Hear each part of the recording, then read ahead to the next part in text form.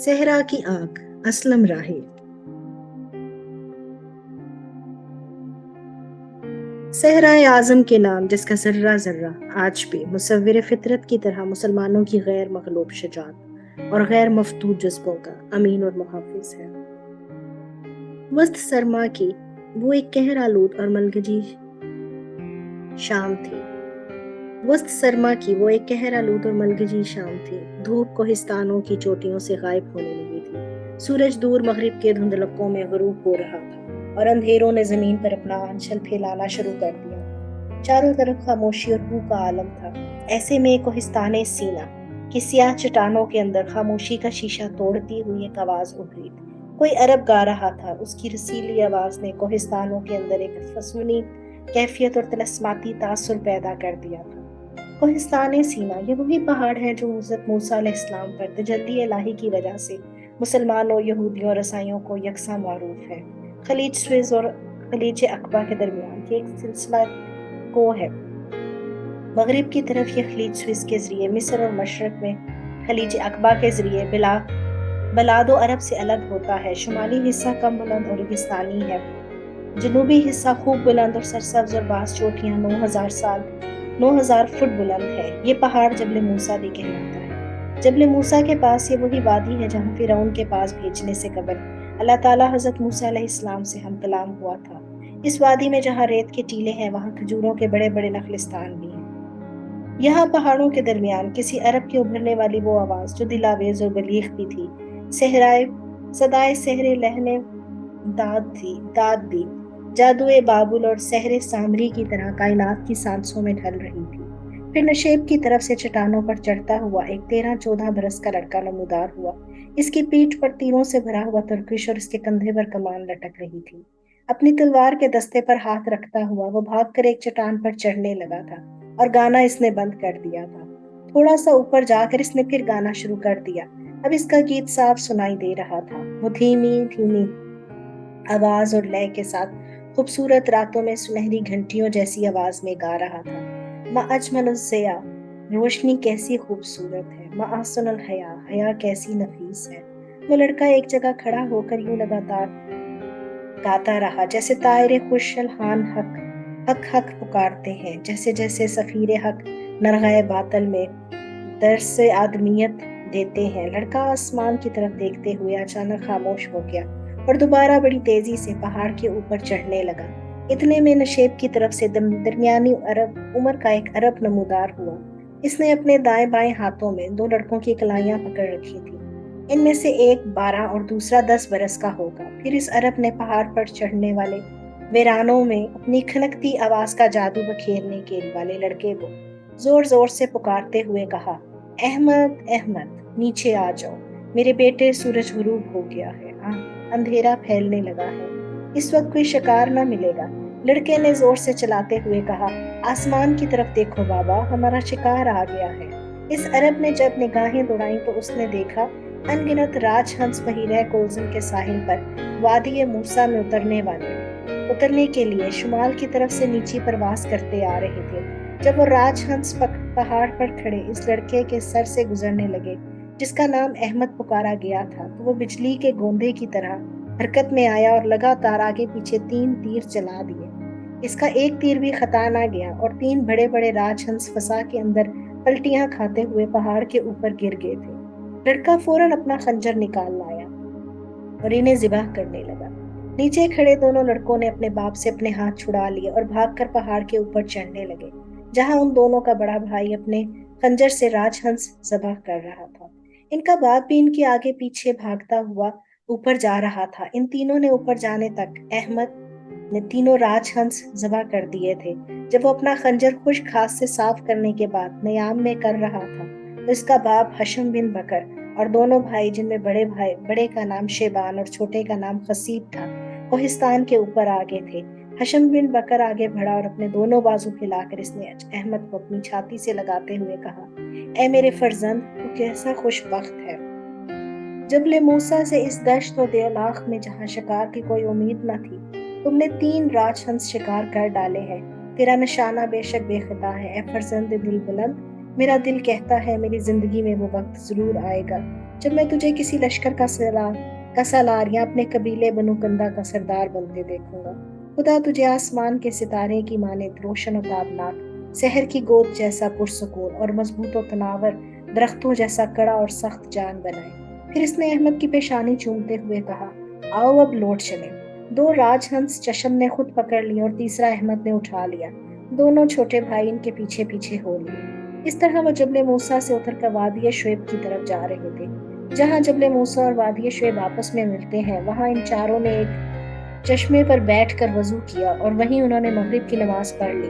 امامت کے فرائض حشم بن بکر نے ادا کیے تھے۔ زمین پر اب رات برسنے لگی تھی، فضاؤں میں سیاہی گھل گئی تھی۔ جبل سینا کے طویل سلسلے کی یہ سیاہ چٹانیں تاریکی میں اور زیادہ بھیانک ہو گئی تھی۔ ہوا تیز ہو گئی تھی اور سردی کا زور بڑھ گیا تھا۔ نماز سے فارغ ہو کر وہ چاروں وادی شعیب میں آگے بڑھنے لگے۔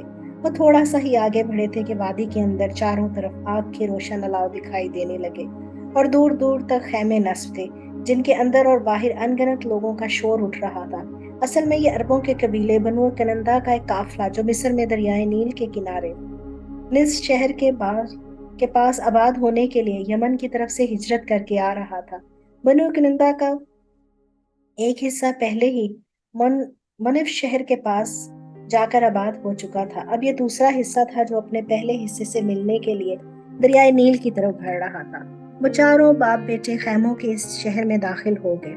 لوگ جگہ جگہ آگ کے الاؤ جلا کر بیٹھے تھے اور اپنے آپ کو گرم رکھنے کے علاوہ ان کی عورتیں اسی آگ پر اپنے اپنے خاندان کا کھانا بھی تیار کر رہی تھیں۔ وہ چاروں بھی چند خیموں سے باہر ایک الاؤ کے پاس رک گئے۔ اس الاؤ کے گرد ایک مرد اور ایک عورت اور ایک بچی بیٹھی تھی۔ تینوں مل کر لوہے کے ایک بھدے سے توے پر جو کی روٹیاں پکا رہے تھے۔ عورت ان تینوں لڑکوں کی ماں اور حشم بن بکر کی بیوی عیسیٰ تھی۔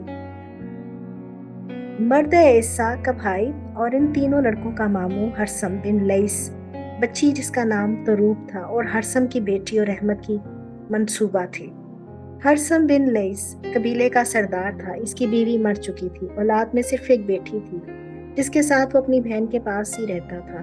اپنے بیٹوں کو دیکھتے ہی ایمسا نے بڑی شفقت اور پیار سے کہا، سردی زیادہ ہو گئی ہے میرے بچوں، ادھر میرے قریب آگ کے پاس آ کر بیٹھ جاؤ۔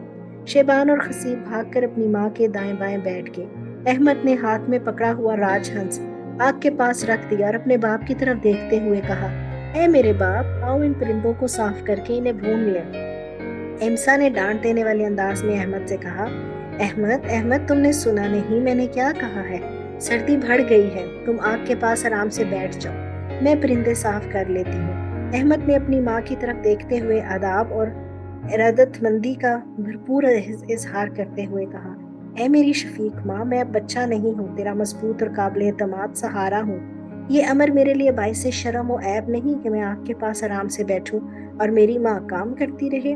ایمسا نہایت پیار اور احسان مندی سے احمد کی طرف دیکھتے ہوئے خاموش رہی۔ اتنے میں اس کے شوہر حشم بن بکر نے اسے اور اس کے بھائی کو مخاطب کرتے ہوئے کہا، تم دونوں بہن بھائی نے تو یہ تو پوچھا ہی نہیں، یہ پرندے کس نے شکار کیے ہیں؟ ایمسا نے چونکتے ہوئے پوچھا، کس نے شکار کیے؟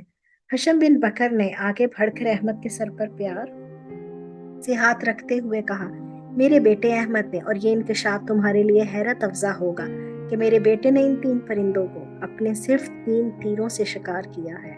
اس کا ایک نشانہ بھی خطا نہ گیا۔ میرا دل کہتا ہے ایک روز میرا بیٹا کسی لشکر کا سالار یا کم از کم بنو کنانا کا سردار ضرور بنے گا۔ احمد نے ماموں ہرسم بن لیس نے بلند آواز میں کہا، انشاءاللہ میرا بیٹا کسی لشکر کا سالار ضرور بنے گا۔ ایمسا کو ان باتوں سے اس قدر خوشی ہوئی کہ وہ اپنی جگہ سے اٹھی اور والہانہ انداز میں اس نے احمد کا چہرہ، آنکھیں اور پیشانی چومتے ہوئے اسے پکڑ کر اپنے ساتھ آگ کے پاس بٹھا لیا۔ حشم اور ہرسم دونوں مل کر تینوں پرندوں کو صاف کر کے بھوننے لگے تھے۔ جب وہ کھانا کھا چکے تو کاروان میں عشاء کی اذان سنائی دی۔ احمد اٹھا اور بھاگ کر پانی کا کوزہ بھر لایا اور اپنے باپ حشم بن بکر کا وضو کروانے لگا۔ جب حشم پاؤں دھونے لگا تو احمد جلدی جلدی ایک ہاتھ میں کوزہ پکڑ کر پانی ڈالنے لگا اور دوسرے ہاتھ سے اپنے باپ کے پاؤں دھونے کے علاوہ اپنے ہاتھوں کی انگلیاں اس کے پاؤں کی انگلیوں میں پھیر کر انہیں صاف کرنے لگا۔ حشم نے اسے منع نہ کیا، شاید یہ احمد کا روزمرہ کا کام تھا۔ اپنے باپ کے بعد اس نے اسی طرح اپنی ماں اور ماموں کو بھی وضو کرایا۔ और वो फिर खुद भी वज़ू करने लगा। अहमद अपने बाप और मामू के साथ नमाज अदा करने के लिए इस मैदान की तरफ चला गया जहाँ इशा की अजान हुई थी। शेबान, खसीब और तरूब एमसा के पास आग के अलाव के करीब ही बैठे रहे। जब बनु कनंदा के मुसलमान खुले मैदान में ईशा की नमाज अदा कर रहे थे तो सहरा की तारीकी के अंदर अनगिनत सवार नमूदार हुए। वो सब अपने चमकते हथियारों से मुसल्लह थे। करीब आकर वो अपने ऊँटों से उतरे। आधे बाजमात नमाज अदा करने वाले बनु कंदा के मर्दों पर हमला आवर हुए और दूसरे आधे खैमों पर टूट पड़े। उन्होंने आन की आन में मुसलमानों का कत्लेआम शुरू कर दिया था।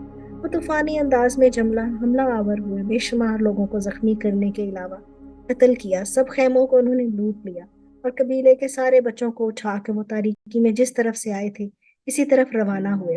हशम और हरसम इन कजाकों से लड़ते हुए बुरी तरह जख्मी हो गए थे। जब वो कजाक वहां से चले गए तो वो दोनों अहमद के मुतालिक फिक्रमंद हुए, क्योंकि अहमद जो इनके साथ ही नमाज अदा कर रहा था गायब था। दोनों जख्मी होने के बावजूद दीवाना वार इधर उधर भागते हुए अहमद को तलाश कर रहे थे। हशम बिन बकर जोर जोर से पुकारता रहा, अहमद अहमद, कहाँ हो मेरे बेटे? लेकिन अब इसे कोई जवाब न मिला। इसकी आवाज सहरा में कराहती हवाओं में, रची सिसकियों में तहलील होकर रह जाती थी। नमाज पढ़ने वालों में से जो बच के थे वो अपने कबीले के मरने वालों जख्मियों को संभालने लगे थे। किसी को किसी अमर का होश न था और इन कसाकों का ताकुब करे जो इनके बच्चे उठाकर उन्हें लूट कर चले गए थे। जिन बच्चों को वो उठाकर लेकर गए थे इनमें अहमद भी शामिल था। हशम बिन बकर अहमद को पुकारता हुआ खैमों की तरफ भागा। हरसम इसके साथ साथ था। जब वो अपने खैमों के पास आए तो उन्होंने देखा इनका अलाव इसी तरह रोशन था। इनके दोनों खैमे खाली पड़े थे। हशम बिन बकर रोते हुए लहजे में पुकारते हुए बोला, अहमद अहमद, मेरे बच्चे, तुम कहाँ हो? जब इसे कोई जवाब ना मिला तो हशम अपना सर पकड़कर बैठ गया और सर्द और वीरान रात में इसने कराहते हुए कहा, आह मेरे फर्जंद, तू कहाँ है? तेरे बगैर मैं कैसे जिंदा रह सकूंगा? हरसम ने फिक्रमंद आवाज में हशम से कहा, हशम हशम, एमसा और दूसरे बच्चे कहाँ हैं? इनकी भी तो फिक्र करो। हशम चौंक कर खड़ा हो गया और खेमे में दाखिल होते हुए वो बुलंद आवाज में पुकारने लगा, एमसा एमसा, तुम कहाँ हो? खेमे के कोने में तोशक, लहाफ और बिस्तरों का जो ढेर पड़ा था इसमें अचानक हरकत हुई। फिर हशम और हरतम के देखते एमसा, शबान, खसब और तुरूब के साथ बाहर निकल आई। हशम ने किसी कदर पुरसकून होकर कहा, खुदा का शुक्र है तुम ठीक हो। एमसा ने शबान, खसीब और तुरूब को अपने साथ लिपटाते हुए कहा, कुछ लोग अचानक हमारे खैमों पर हमला आवर हो गए थे। मैंने देखा वो बच्चों को उठाकर भी ले जा रहे थे, लिहाजा मैंने तीनों बच्चों के साथ बिस्तरों के नीचे छुप गई। फिर एमसा करीब हुई और झोंकते हुए कहा, तुम दोनों तो जख्मी हो, इधर बैठो, मैं तुम दोनों की मरहम पट्टी करती हूँ। फिर इसने इधर उधर देखते हुए किसी कदर हैरानी और परेशानी में पूछा, अहमद कहाँ है? हशम ने मजरूह और जख्मी सी आवाज में कहा, हम नमाज पढ़ रहे थे और हमला आवर हम पर टूट पड़े। इस मौका पर एक अफरा तफरी मच गई थी और अहमद हमसे बिछड़ गया। हम दोनों ने जख्मी होने के बावजूद इसे बहुत तलाश किया लेकिन वो नहीं मिला। हिमसा के चेहरे पर मोर्दनी सी छा गई और टूटी बिखरी आवाज में इसने कहा, आह मेरा बच्चा, और मैं अपने इस बेटे को कहाँ तलाश करूंगी? इसके साथ ही हिमसा चकरा कर गिर गई और बेहोश हो गई। हरसुम ने घबरा कर कहा, हशम हशम, तुम हिमसा को संभालो, मैं कबीले के खैमों में चक्कर लगाता हूँ। मैं किसी को भेजता हूँ जो तुम्हारे जख्मों की मरहम पट्टी कर दे। मैं कबीले का सरदार हूँ और इस हैसियत में लोगों को मेरी तवज्जो और निगरानी की जरूरत है। हरसम लगड़ाता हुआ पीछे हट गया। हिमसा के बेहोश होने पर शेबान, खसीब और तरूब रोने लगे। हशम इन सबको संभालने लगा।